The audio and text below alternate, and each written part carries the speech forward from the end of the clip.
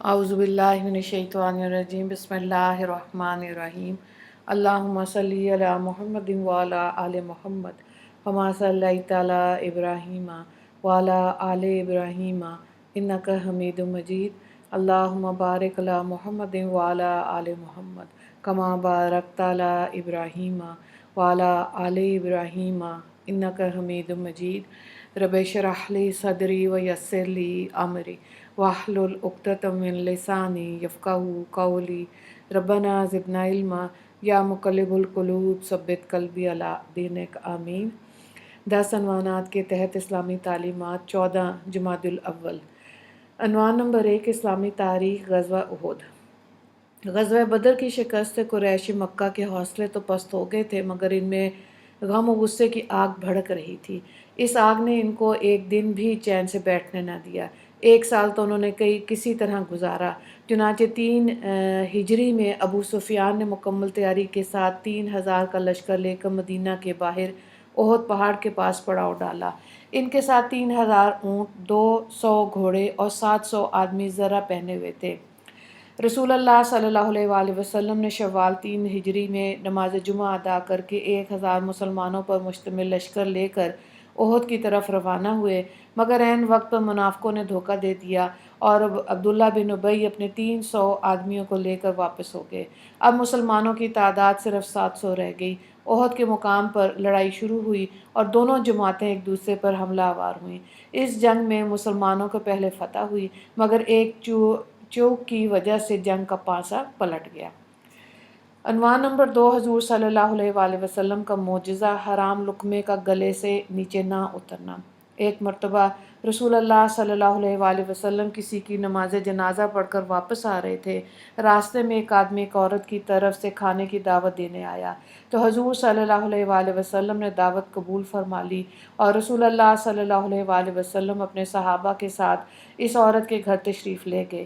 جب کھانا سامنے رکھا گیا تو سب سے پہلے حضور صلی اللہ علیہ وآلہ وسلم نے لقمہ اٹھایا اور پھر صحابہ نے کھانا شروع کر دیا، لیکن وہ لقمہ حضور صلی اللہ علیہ وآلہ وسلم کے گلے سے نیچے نہیں اتر رہا تھا۔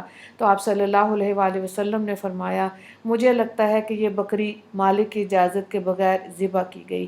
چنانچہ خود اس عورت نے بتلایا، یا رسول اللہ، میں نے ایک آدمی کو مقام دکیہ بھیجا تھا جہاں منڈی لگتی تھی، لیکن بکری نہیں ملی، تو میں نے اپنے پڑوسی آدمی کے پاس بھیجا، مگر وہ آدمی گھر پر نہ تھا، تو پھر میں نے اس کی عورت کے پاس بھیجا تو اس نے وہ بکری اپنے شوہر کی اجازت کے بغیر دے دی۔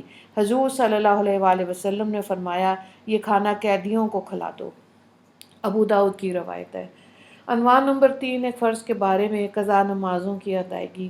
رسول اللہ صلی اللہ علیہ وآلہ وسلم نے فرمایا، جو کوئی نماز پڑھنا بھول گیا یا نماز کے وقت سوتا رہ گیا تو اس کا کفارہ یہ ہے کہ جب یاد آ جائے تو اسی وقت پڑھ لے۔ ترمذی کی روایت ہے۔ حضرت ابو قتادہ رضی اللہ تعالیٰ عنہ اس کے راوی ہیں۔ مفہوم یہ ہے کہ اگر کسی شخص کی نماز کسی عذر کی وجہ سے چھوٹ جائے یا سونے کی حالت میں نماز کا وقت گزر جائے تو بعد میں اس کو پڑھنا فرض ہے۔ عنوان نمبر 4، ایک سنت کے بارے میں، سونے سے پہلے کی دعا۔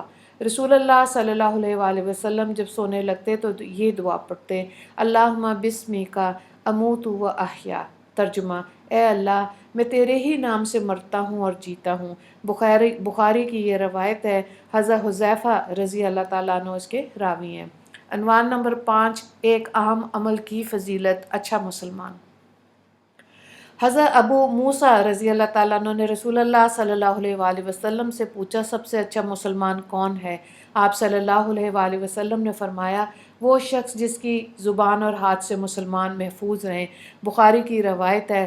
حضرت ابو موسیٰ رضی اللہ تعالیٰ عنہ اس کے راوی ہیں۔ عنوان نمبر 6، گناہ کے بارے میں، ایمان کو جھٹلانا۔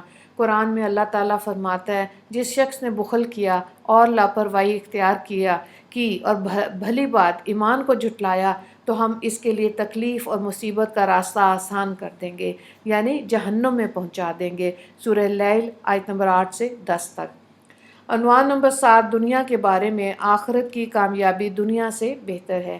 قرآن میں اللہ تعالیٰ فرماتا ہے تم لوگوں کو جو کچھ دیا گیا وہ صرف دنیاوی زندگی میں استعمال کی چیزیں ہیں، اور جو کچھ اجر و ثواب اللہ کے پاس ہے وہ اس دنیا سے کہیں بہتر اور باقی رہنے والا ہے، اور وہ ان لوگوں کے لیے ہے جو ایمان لائے اور اپنے رب پر بھروسہ رکھتے ہیں۔ سورہ شعراء آیت نمبر 36۔